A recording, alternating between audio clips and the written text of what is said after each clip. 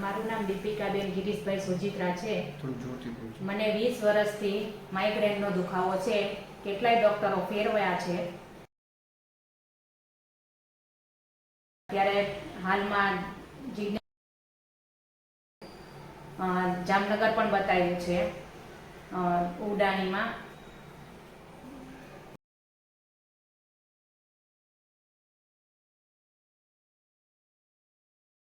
છે એમાં બતાવ્યું હતું.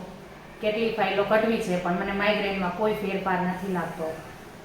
અને હવે જેમ ઉંમર થતી જાય છે એમ મને હવે વધતું જાય છે. હવે એનો કોઈ હદ જ નથી. 2 દિવસે દુખે ને 4 દિવસમાં દુખે ને મારે માથાની ગોળી લેવી જ પડે છે. તોય હવે ઉતરતું નથી અને બીજે દિવસે પાછી પ્લસ લેવી પડે કે સાંજે પણ લેવી પડે છે. હવે આના માટે અંકિત ગોહિલભાઈ પાસે હું આવી છું. માઇગ્રેનની થેરાપી માટે માઇગ્રેનના થેરાપી માટે આવી છું. અને બીજી કોઈ તમને કોઈ બીમારી ખરી? ના, મને વધારે માઇગ્રેનનું જ છે. માઇગ્રેન છે. તમને 20 વર્ષથી તમને કોઈ ફરક નથી લાગતો? 20 વર્ષથી કોઈ ફરક? કોઈ દવા લેતા કોઈ ફરક? કેટલા રિપોર્ટ કરાવ્યા? કેટલો ખર્ચો કર્યો છે? 2 વાર તો એમઆઈઆર થઈ ગયા, સીટી સ્કેન થઈ ગયો. બધા ડોક્ટરો જુદું જુદું કહે અને એમ કે દવા થોડાક સમય ચાલુ રાખજો. આપણે 7-8 મહિના, હું 8 મહિના સુધીનો કોર્સ કરેલો છે મેં. દવા ચાલુ રાખવું, એટલી વખત સારું રહે અને પછી પાછું હતું એવું ને એવું. અને પછી ડોક્ટરે આપણે પૂછીએ કે કેટલો સમય ચાલુ રાખવું જોશે, તો એ લોકો એમ કે આવી જશે. પછી હું જાતે જ કંટાળીને દવા બંધ કરી દઉં છું. મને એટલો કંટાળો દવા પીવામાં આવે છે. એટલે એવું સમજી શકાય કે દવા પીવી કોઈને ગમતી નથી, સીધી વસ્તુ છે. આપણને શરીરને અને દવાથી કોઈ ફાયદો થતો હોય તો બધી વાત સમજી શકાય. 1 વર્ષમાં 2 વર્ષમાં સારું થઈ જવું જોઈએ દવા લેતા. પણ આ તો 20 વર્ષથી તમે જો બીજા, આ તો તમે નહીં, તમારી જેમ બીજા ઘણા બધા એવા પેશન્ટ છે કે જે આવી રીતે દવા ખાઈને જીવન જીવી રહ્યા છે.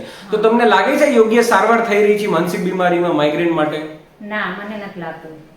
ઓકે, હવે તમે જે મારી પાસે આવ્યા છો, હું અંકિત ગોહિલ એઝ અ હિપ્નોથેરાપિસ્ટ તરીકે વર્ક કરું છું. અને અમે તો કહીએ છીએ કે અમે અમારા સેન્ટર ઉપર વારસાગત જેમને માઇગ્રેન છે એ અમે ઠીક કરેલું છે. અને તમારો બેન નિશ્ચિંત તમે થઈ જાઓ, ગેરંટી સાથે અહીંયા હું તો તમારી સારવાર કરવાનો છું. તમે બિલકુલ, તમને ફરક પડશે. ગેરંટી સાથે હું તમારી સારવાર કરીશ. તો તમને કેવું લાગશે? તો સારું લાગશે. પ્લસ આ જે છે માઇગ્રેન એ મારા પપ્પાને છે, એટલે ડોક્ટરો એમ કહે છે કે તમને એટલે આવી છે વારસામાં, એમ કહે છે. હું તમને એમ કહું કે મારી પાસે વારસાગત જે એક ડોક્ટરનું, જે પેથોલોજી ડોક્ટરનું પણ મારી પાસે એક ઉદાહરણ છે. એનું પણ મેં માઇગ્રેન મટાડેલું છે. તો તમારું પણ માઇગ્રેન મટી શકે તેવું છે. અને મારી પાસે એક ને એવા ઘણા બધા રિઝલ્ટ છે.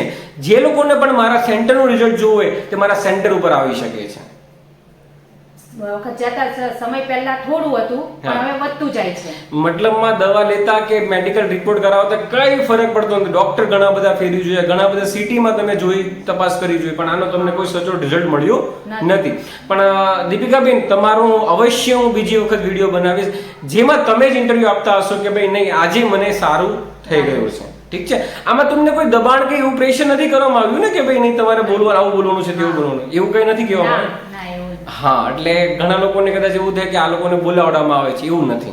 તમે તમારી રીતે નેચરલી, તમે તમારો ફાઇલનો કદાચ કોઈ એમ કે ભાઈ મારે પ્રૂફ કરવું છે, મારી પાસે ફાઇલનો ઢગલો છે, તો તમે કરાવી શકો? હા, કરાવી શકો. બધી ફાઇલ મારી પાસે અત્યારે હાલમાં પડી જ છે.